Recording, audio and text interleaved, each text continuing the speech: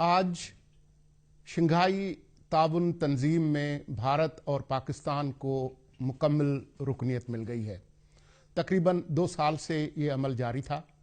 Shanghai تعاون تنظیم جو روس، چین اور وسطی ایشیا کی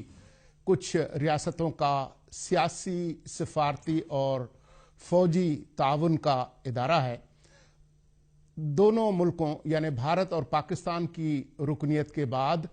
اس کا دائرہ کار اب یوریشیا یا وسطی ایشیا سے نکل کر جنوبی ایشیا تک پھیل گیا ہے،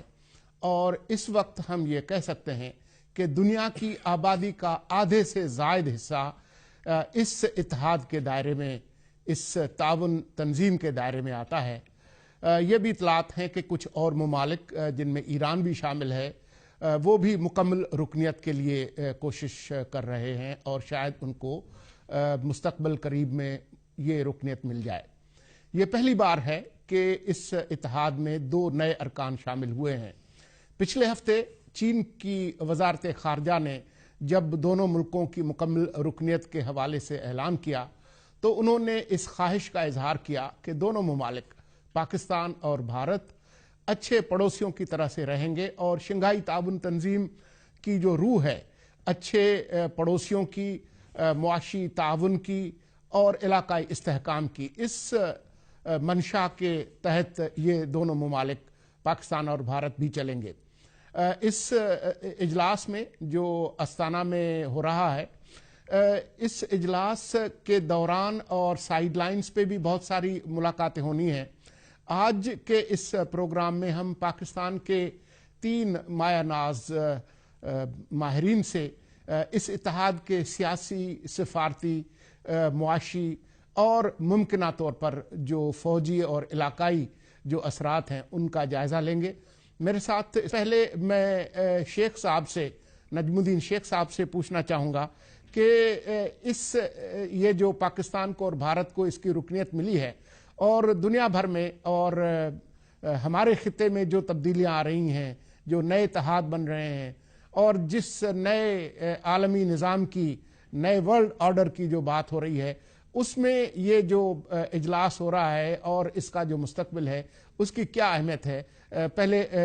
نجم الدین شیخ صاحب سے۔ شیخ صاحب دیکھیے، پہلے تو یہ ہمیں یاد رکھنا چاہیے کہ شنگھائی کوآپریشن آرگنائزیشن جب بنی تھی تو اس کا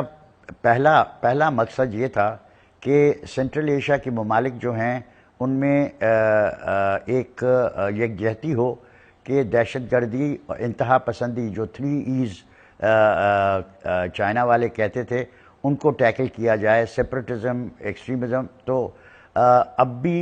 بھی شنگھائی کوآپریشن آرگنائزیشن کا یہ ایک پرنسپل فوکس رہے گا کہ دہشت گردی کے ساتھ کیسے نپٹا جائے، اور افغانستان میں جو صورتحال ہے اس سے جو تشویش پیدا ہو رہی ہے سینٹرل ایشیا میں، اس پہ ضرور بات چیت ہوگی۔ چین کو یہ فکر رہتی ہے کہ ایگور جو ہیں وہ ان کو شاید وہاں پہ پناہ ملتی ہے، جو ایگور باغی ہیں ان کو وہاں پناہ ملتی ہے۔ اسی طرح روس کو یہ فکر رہتی ہے کہ افغانستان میں اگر انتہا پسندی بڑھی اور اسلامک اسٹیٹ خراسان کے بندے وہاں ہیں تو وہ شاید کوشش کریں گے کہ روس کی جو ریپبلکس، مسلمان ریپبلکس ہیں، وہاں پہ وہ اپنی انتہا پسندی کو بڑھانے کی کوشش کریں۔ تو میرا کہنے کا مطلب یہ ہے کہ پہلی پرائیورٹی جو ہوگی وہ یہ ہوگی کہ ہم دہشت گردی کے ساتھ کیسے نپٹیں، اور اس کے لیے افغانستان میں استحکام لانے کے لیے کیا کر سکتے ہیں۔ دوسری چیز یہ ہوگی، اور ہمارے لیے جو اہمیت رکھتی ہے، وہ یہ کہ کیا جو نئے رکن ہیں، پاکستان ہے اور ہندوستان ہے، وہ کیا اس کی سائیڈ لائنز پہ ملنے کا موقع ہوگا، کیا وہ ملیں گے یا نہیں ملیں گے، اور اگر ملیں گے تو کس طریقے سے بات کو آگے بڑھائیں گے۔ کچھ لوگوں کا کہنا یہ تھا کہ جب جندل صاحب یہاں آئے تھے تو ان کے ایک مطلب ان کا یہ بھی تھا کہ وہ پیغام لا رہے تھے مودی صاحب کا نواز شریف صاحب کے لیے، اور اس پیغام میں مجھے جو اسپیکولیشن ہے، اس پہ کوئی پوری بات نہیں کی جا سکتی، کہ وہ چاہیں گے کہ استانہ میں ان کی ملاقات ہو اور جو ابھی بریک ہوئی ہے ڈائلاگ میں اس کو پھر آگے بڑھانے کی کوشش کی جائے. یہ دو میری نظر میں سب سے زیادہ اہم چیزیں ہیں. لیکن اس کے ساتھ ساتھ نواز شریف صاحب کو موقع ملے گا پیوٹن صاحب سے ملاقات کرنے کا, اور پریزیڈنٹ یانگچیپ سے بھی ملاقات ہوگی. تو مجھے لگتا ہے کہ یہ ہائی لیول کانٹیکٹ ضرور ہوں گی, لیکن جو خاص اہمیت رکھتی ہیں وہ یہ ہے کہ انتہا پسندی کے خلاف جنگ میں, دہشت گردی کے خلاف جنگ میں سب ممالک کس قسم کی تعاون کر سکتے ہیں افغانستان میں استحکام لانے کے لیے. اور دوسرا کہ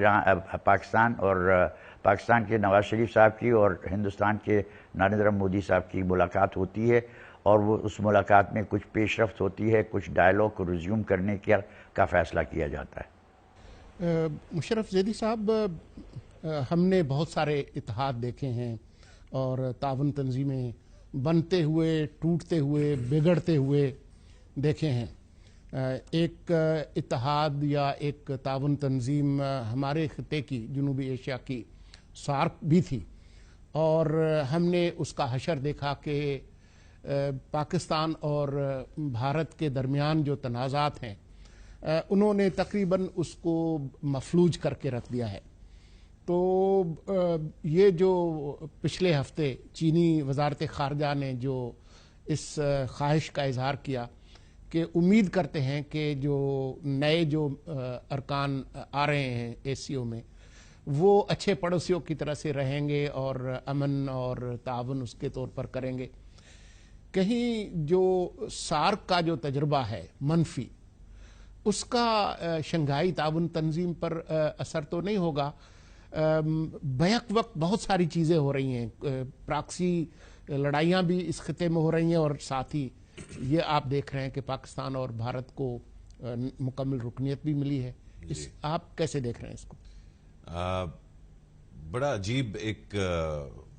مشکل موڑ پہ میں سمجھتا ہوں پاکستان اور اس کی خارجہ پالیسی اس وقت کھڑی ہوئی ہے. اس کی بڑی وجہ یہ ہے کہ پاکستان کی خارجہ پالیسی 1947 سے لے کے اب تک اس کا ایک شاید سب سے اہم ستون جو ہے وہ ہے ملٹی لیٹرلزم, یعنی کہ اس طور طریقے پہ یقین رکھنا کہ مشترکہ طور پہ بہت سارے ممالک جب ایک فیصلہ کرتے ہیں تو اس فیصلے میں زیادہ پائیداری ہوتی ہے, وہ زیادہ مثبت فیصلے ہوتے ہیں. اسی لیے یونائیٹڈ نیشنز پیس کیپنگ میں پاکستان جو ہے وہ پچھلے 50 سال سے شاید سر فہرست یا دوسرے یا تیسرے نمبر پہ رہا ہے in terms of its contribution to the UN. اسی لیے ہمیشہ پاکستان نے چیپٹر 7 جیسی چیزوں سے گریز کرنے کی کوشش کی ہے. ہمیشہ کشمیر کا جو معاملہ ہے اس کا جب بھی چاہے شیخ صاحب ہوں چاہے اور جتنے بھی ہمارے جو گریٹ ڈپلومیٹس ہیں انہوں نے ہمیشہ UN سیکیورٹی کاؤنسل ریزولوشنز کو استعمال کیا ہے, کیونکہ ہمارا یقین ہے کہ multilateralism is better than bilateralism. اس کی ایک اور وجہ بھی ہے, جو بھی ممالک ایک بڑے ملک کے بالکل برابر رہتے ہیں اور ان کے ساتھ ایک متنازع قسم کی ریلیشن شپ ہوتی ہے, تو ان ممالک کا اکثر یہی وہ ہوتا ہے قول و فعل کہ وہ چاہتے ہیں کہ ملٹی لیٹرلزم یعنی کہ مشترکہ طور پہ فیصلے کیے جائیں. سارک کی جو سپورٹ تھی پاکستان کی یا سری لنکا کی یا بنگلہ دیش کی, اس کی بھی بیسس یہی تھی کہ کوئی چھوٹا ملک جنوبی ایشیا کا یہ نہیں چاہتا تھے کوئی ایک بڑا ملک جو ہے ان پر حاوی ہو سکے. اب مسئلہ یہ ہوا ہے کہ پچھلے چند سالوں میں خاص طور پہ اب بریکسٹ اور ڈونلڈ ٹرمپ کے الیکشن کے بعد ملٹی لیٹرلزم کے اوپر ایک بہت بڑا ایک حملہ جو ہے, اور بار بار وہ حملہ جو ہے وہ ہوتا رہا ہے امریکہ میں کنزرویٹوز کی طرف سے, لیکن اس وقت جو حملہ ہو رہا ہے ملٹی لیٹرلزم پہ وہ انپریسیڈنٹڈ ہے. اس کے ساتھ ساتھ جو بڑے ممالک ہیں انڈیا, روس, ترکی اور چین خاص طور پہ, وہاں پر ایسی لیڈرشپس ہیں جو ذاتی طور پہ اپنے معاملات کو اپنی ذات کو اور ریاست کے معاملات کو الگ الگ نہیں رکھتے, ان کو جوڑ دیتے ہیں اور ان ذاتیات کی بنا پر اور ممالک سے گفت و شنید کرتے ہیں. یہی چیز ہم مڈل ایسٹ میں دیکھ رہے ہیں, چاہے سعودی عرب ہو, چاہے امارات ہو, چاہے مصر ہو. اس سب کا مطلب خلاصہ پھر یہ نکلتا ہے کہ ایک زمانے میں ایس سی او کی اہمیت بہت زیادہ تھی نسبتاً اب کے، لیکن اب زیادہ فائدہ کسی بھی بین الاقوامی اس طرح کی آرگنائزیشن کا زیادہ فائدہ وہ ممالک اٹھا سکتے ہیں جن کا اپنی انفرادی طور پہ ایز اے کنٹری وہ اپنی جو آبجیکٹیوز ہیں، اپنے گولز ہیں، وہ بڑے ان کو کلیئر ہوں اور ان کو وہ حاصل کرنے آتے ہوں. افسوس کے ساتھ پاکستان کی فارن پالیسی اس حکومت کے دور میں اتنی کلیئر نہیں رہی ہے، اور میں نہیں سمجھتا کہ پرائم منسٹر صاحب جو ہے وہ اس نئی جو ڈیولپمنٹ ہے اس سے وہ فائدہ اٹھا سکیں گے جو کچھ اور ممالک اٹھا سکتے ہوں جن کو اپنے جو ان کے آبجیکٹیوز ہیں ان کا زیادہ کلیئرلی اندازہ ہے اور ان کو وہ آرٹیکولیٹ کر چکے ہیں. جی صاحب، میں آپ کے پاس آؤں گا. ڈاکٹر اکمل حسین، یہ جو اتحاد ہے اس میں جو پاکستان کی اور بھارت کی جو شمولیت ہے، مکمل رکنیت، اس کی معاشی اہمیت اس خطے کے لیے، دنیا کے لیے، پاکستان بھارت کے لیے اور خاص طور پر پاکستان کے لیے کیا ہے؟ یہ جو انڈیا اور پاکستان کی رکنیت ہوئی ہے جی، اس بڑی امپورٹنٹ اور اہم تنظیم کے اندر، اس میں ترقیاتی جو عنصر ہے وہ بھی بنیادی ہے پاکستان کے لیے، مگر شاید اس سے بھی زیادہ جو انڈیا اور پاکستان کے درمیان تنازعات ہیں ان کو ریزالو کرنے کا بھی یہ بڑا اچھا ایک فورم ہے. آپ دیکھیں کہ سارک کے اندر بائی لیٹرل جو ڈسپیوٹس تھے ان کو ریز کرنے کی اجازت نہیں تھی، اس لیے پاکستان اور انڈیا کی جو بائی لیٹرل ٹینشنز ہیں وہ کبھی بھی وہاں پہ سامنے نہیں آئیں. مگر یہ شنگھائی کوآپریشن آرگنائزیشن کے اندر ان کا جو اس تنظیم کا جو بنیادی اصول ہے اس کے حوالے سے یہ تنازعات ہم سامنے لا سکتے ہیں. مثلا ایک بنیادی ستون جو ہے اس ساری تنظیم کا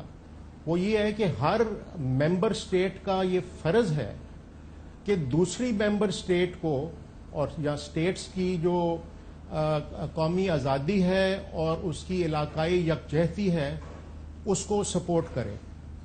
اور ہر سٹیٹ کا یہ فرض ہے کہ وہ دوسری سٹیٹس کے اندر مداخلت نہ کرے، سیاسی یا ملٹری مداخلت نہ کرے. اب یہ بڑا اچھا موقع ہے کہ ہم یہ دونوں مسائل ہندوستان انڈیا کے حوالے سے یہ ریز کریں اس بنیادی اصول کے بیسس کے اوپر کہ جناب ان کو ایویڈنس پرووائڈ کیا جائے کہ جی یہ ایک انڈیا بلوچستان کے اندر بھی مداخلت کر رہا ہے اور اب دہشت گردی کا جو ایلیمنٹ ہے اس کے اندر بھی مداخلت کر رہے ہیں، اور یہ گلبشن کو جو پکڑا ہے اور اس کی بنیاد پہ جو ایویڈنس اکٹھا ہوا ہے وہ سامنے لے کے وہاں پہ. اور دوسرا جو ایسپیکٹ ہے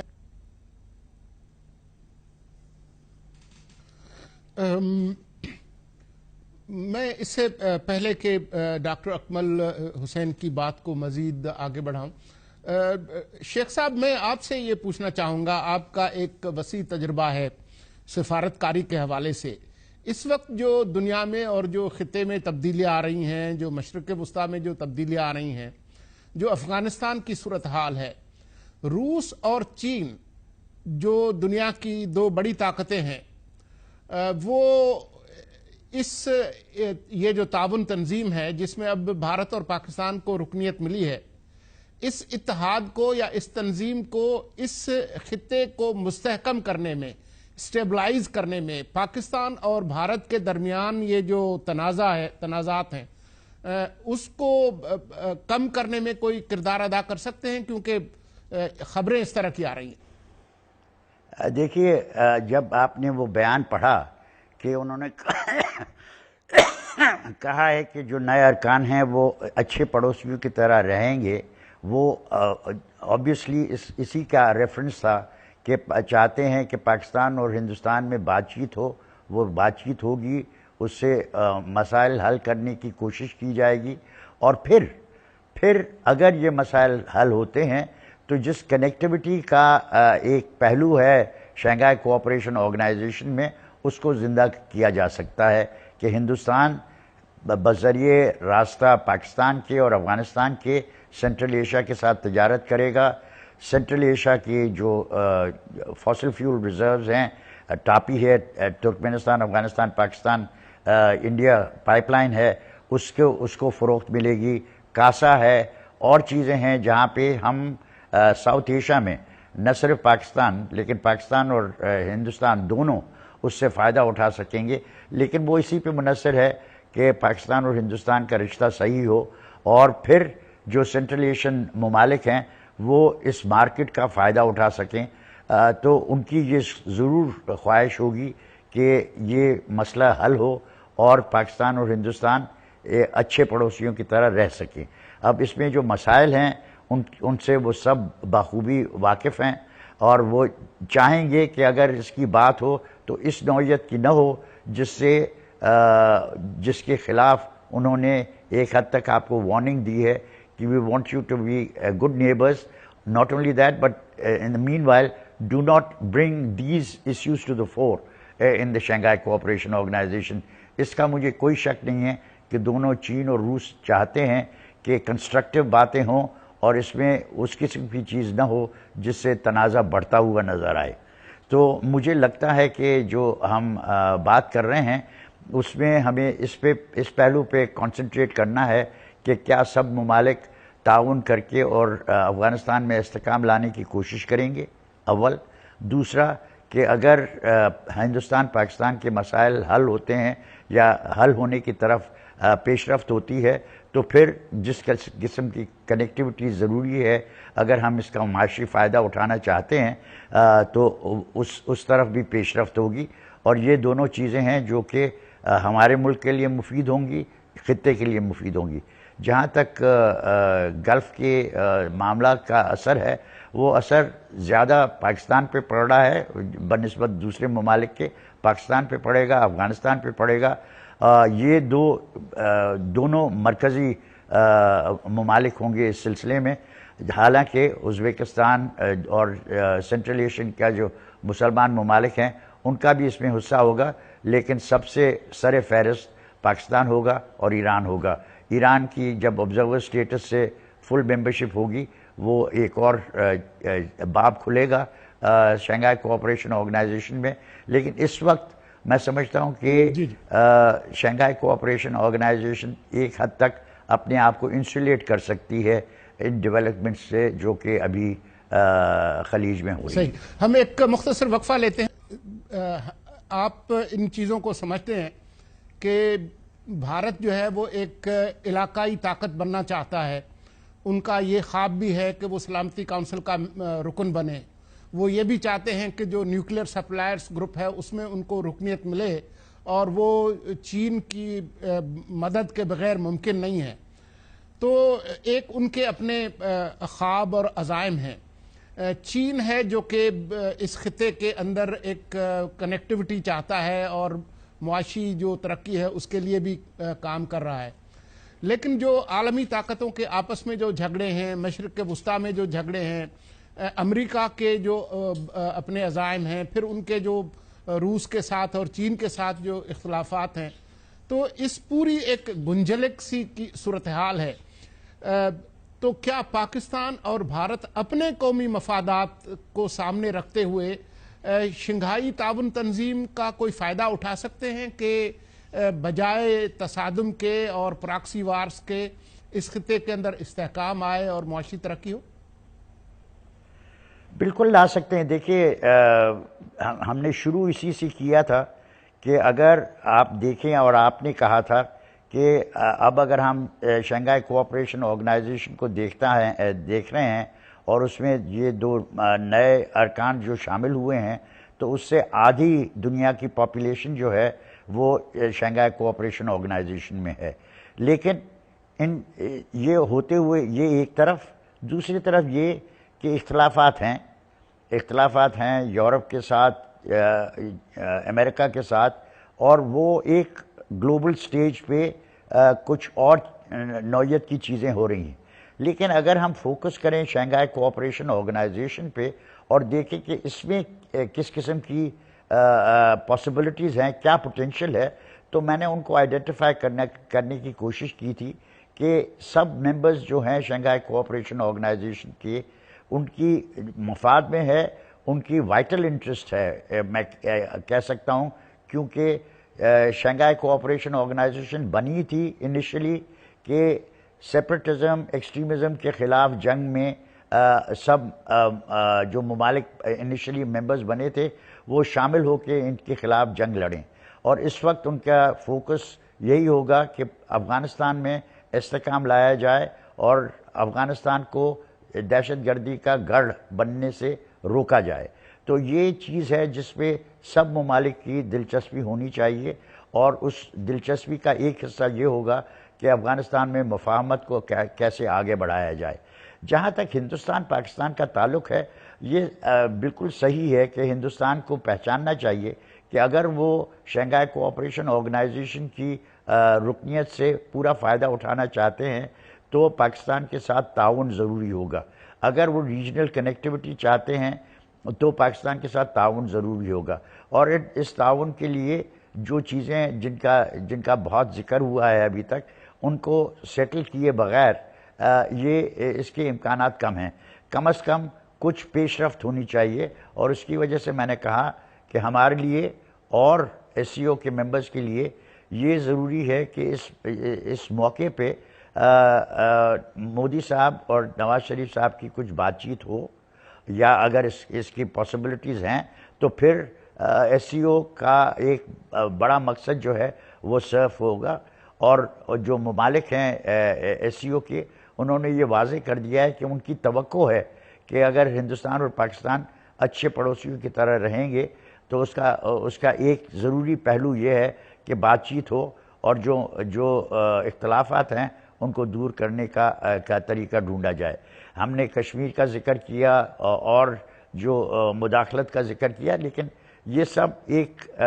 چیز ہے جس پہ ہمیں بات چیت سے بغیر آگے بڑھنا مشکل ہوگا، اور امید یہ رکھی جا سکتی ہے کہ اس فورم کا فائدہ اٹھاتے ہوئے یہ بات چیت ہوگی، اور اس پہ تو یقین ہے مجھے کہ افغانستان میں استحکام لانے پہ ڈسکشن بھی ہوگی، اور اس میں کانکریٹ میجرز پہ اگریمنٹ ہوگی کہ کیا کیا کرنے کی ضرورت ہے کہ افغانستان میں مفاہمت بڑھے اور استحکام آئے۔ مشرف زیدی صاحب، آپ سمجھتے ہیں کہ پاکستان اور بھارت سیاسی طور پر اور ریاستی طور پر پختگی کے اس مرحلے تک پہنچے ہیں کہ وہ جو ماضی کے جو جھگڑے ہیں جن میں ان کے پاؤں پھنسے ہوئے ہیں، اس سے اپنے پاؤں چھڑا کر شنگھائی تعاون تنظیم کا ہی فائدہ اٹھائیں اور اس خطے کے اندر ترقی اور استحکام آئے؟ نہیں، میں بالکل یہ نہیں سمجھتا۔ میں سمجھتا ہوں کہ جو دونوں ممالک کے درمیان معاملات ہیں وہ اتنے گمبھیر اور اتنے زیادہ سنگین ہیں کہ ان کو کسی تھرڈ یا پارٹی، چاہے وہ انفرادی طور پہ یا بہت سارے ممالک مل کے بھی کوشش کریں تو وہ حل نہیں ہوگا۔ اس میں تھوڑا سا تو مسئلہ یہ ہے کہ یہ بہت پرانے مسائل ہیں۔ تھوڑا مسئلہ یہ بھی ہے کہ اب جس نوعیت کی ضد جو ہے دونوں ممالک میں پائی جاتی ہے بڑے ایشوز پر، اور جو نیت ہمیں دیکھنے کو نظر آئی ہے پچھلے چند سالوں میں، پچھلے چند مہینوں میں، اس سے تو مجھے تو یہ ڈر ہے کہ شنگھائی تعاون تنظیم جو ہے وہ بذات خود جو ہے وہ متنازع نہ ہو جائے۔ کیوں؟ ڈاکٹر اکمل حسین صاحب نے بالکل درست فرمایا کہ یہ ٹیررزم، ایکسٹریمزم اور سیپریٹزم، یہ تین عنوان جو ہیں، ستون ہیں ایک حصہ جو ایس سی او کا ہے جو بہت اہم ہے، اور اس کے لیے ایک ریجنل اینٹی ٹیررزم سٹرکچر جو ہے وہ بنایا گیا ہے وہاں پر تاشکنت میں، جہاں وہ ہیڈ کوارٹرڈ ہے، اور اس سینٹر کا مقصد یہ ہے کہ یہ پانچوں، اب 6 ممالک ایس سی او کے پرانے اور اب ہم 2 جو نئے ہیں ہندوستان اور ہم، وہ مل کے ٹیررزم، ایکسٹریمزم اور سیپریٹزم پہ فوکس کریں۔ مسئلہ یہ کہ ہم ان تینوں امور پر ہم ضرور جو ادھر ایوان ہے اس سے کہہ سکتے ہیں کہ دیکھیے ہمارے ساتھ بہت زیادتی ہو رہی ہے، کیونکہ ایک اور ایس سی او ممبر جو ہے ان تینوں چیزوں کو فروغ دے رہا ہے ہمارے ملک میں۔ اس کے جواب میں ہندوستان جو ہے وہ یقیناً ایگزیکٹلی جو چیز ہم ان کے بارے میں کہہ رہے ہیں وہ ہمارے بارے میں کہیں گے۔ اس کا یہ مطلب نہیں ہے کہ وہ ٹھیک ہیں اور ہم غلط ہیں. یقیناً مجھے تو 100% یقین ہے کہ 100 سے زیادہ فیصد یقین ہے کہ پاکستان بالکل درست ہے اور ہندوستان بالکل غلط ہے. لیکن اس تنظیم میں شمولیت کے بعد دونوں ممالک کی آواز کی اہمیت جو ہے وہ ایک ہی ہے. بلکہ یہ بھی ہمیں دیکھنا ہے کہ کیا باقی جو ممالک ہیں ان کے ساتھ ہمارے جو روابط یا تعلقات ہیں وہ اس نوعیت کے ہیں کہ وہ ہندوستان کی بات کو رد کرتے ہوئے پاکستان کی بات کو اپنا کے اور ہندوستان کے اوپر کوئی بھی جو ہے فیصلہ اپنے طور پہ کروا سکیں ان سے پورا. تو میں سمجھتا ہوں یہ بہت مشکل ہے. یہ بہت اچھا ہے کہ شنگھائی کوآپریشن آرگنائزیشن میں پاکستان کو شمولیت ملی ہے. یقیناً اقتصادی راہداری میں فروغ ہوگا. اس کی وجہ سے روس کے ساتھ روابط جو بہتر ہو رہے ہیں کئی سال سے انشاءاللہ اور بہتر ہوں گے اس تنظیم کی تھرو. لیکن یہ میں نہیں سمجھتا کہ ہندوستان اور پاکستان کے لیے یہ کوئی بڑا موقع بنے گا. اور اگر ہمارے وزیر اعظم یا لیڈرشپ یہ سمجھتے ہیں کہ ایسا موقع بنے گا تو ان کو بہت سوچ سمجھ کے اور بڑے سنبھل کے دیکھنا ہوگا کہ ہندوستان کیا چاہے گا کسی ملاقات سے یا کسی ایسی میٹنگ سے یا گفتگو سے جس میں پھر سے پاکستان اور ہندوستان کے اعلیٰ عہدے کے جو حکمران ہیں وہ ایک دوسرے سے اگر پھر سے بات کرتے ہیں تو اس میں پاکستان کو کیا مل سکتا ہے اور ہندوستان کیا مانگنا چاہے گا.